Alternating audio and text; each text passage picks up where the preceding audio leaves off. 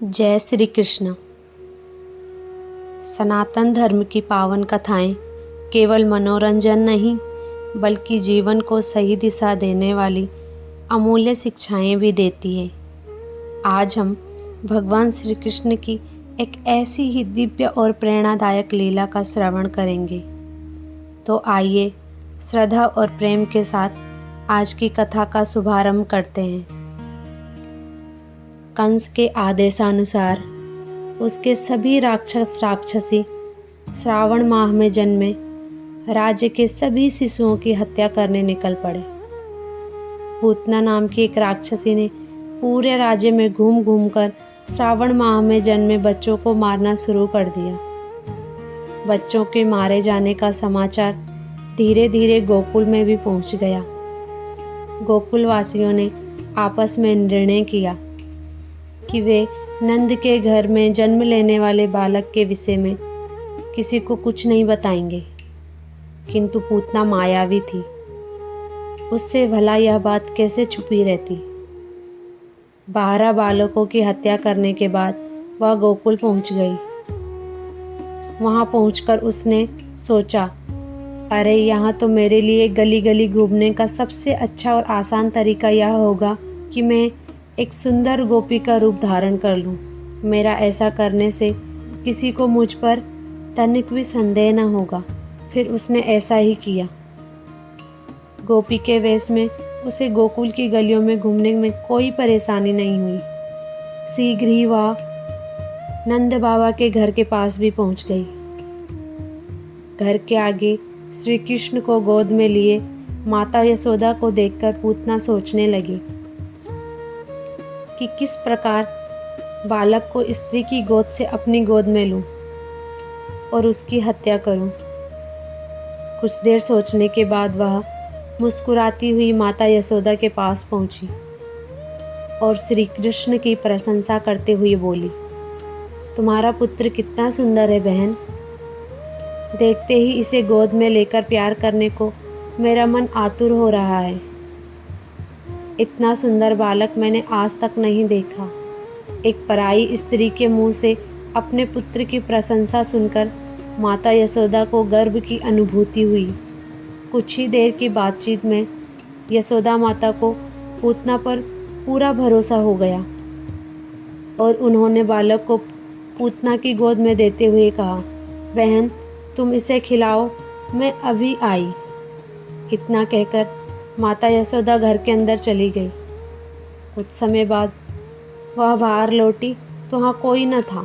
माँ यशोदा उस स्त्री को आसपास खोजने लगी, परंतु उन्हें न कहीं वह गोपी दिखी और न ही उनका लाडला। तभी अचानक किसी के जोर से चीखने की आवाज़ आई। आसपास की सभी गोपियों के साथ माता यशोदा भी उधर दौड़ पड़ी जिधर से चीखने की ध्वनि आई थी। वहां का दृश्य बड़ा ही अद्भुत था।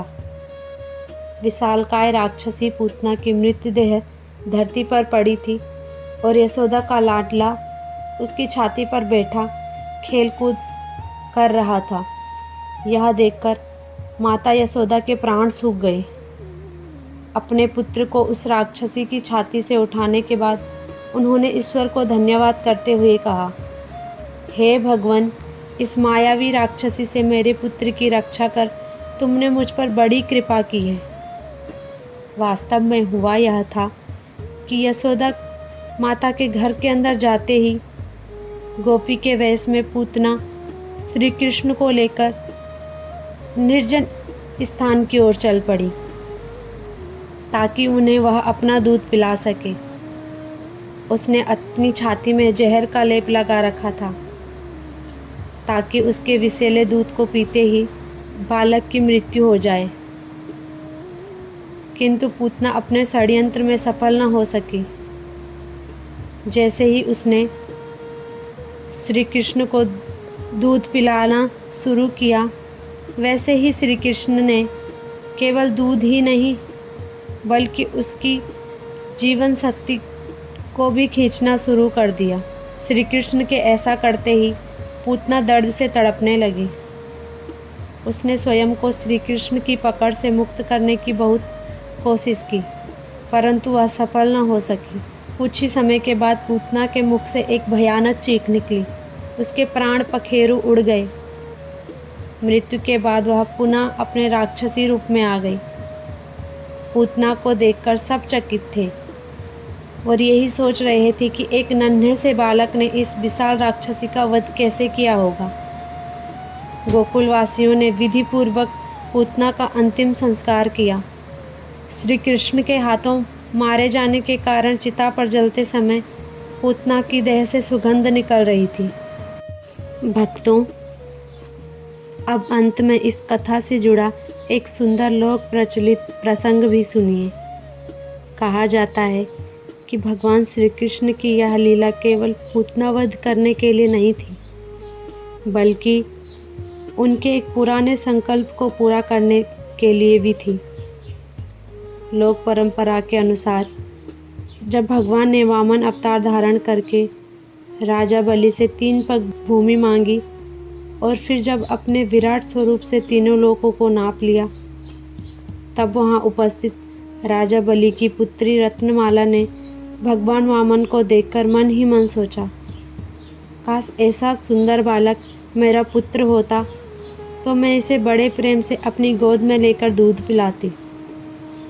लेकिन जब उसने देखा कि वामन भगवान ने राजा बलि का समस्त राज्य ले लिया, तो उसके मन में क्रोध भी उत्पन्न हुआ।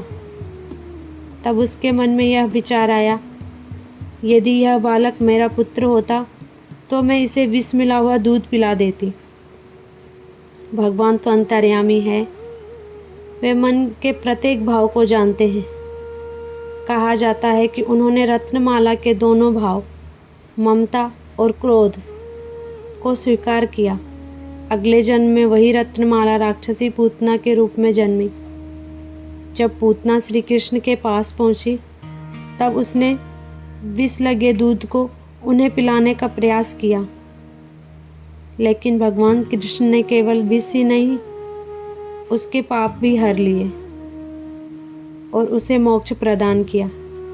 इस प्रकार भगवान ने उसके मातृत्व के भाव को भी स्वीकार किया और उसके दुष्ट भाव का भी अंत कर दिया।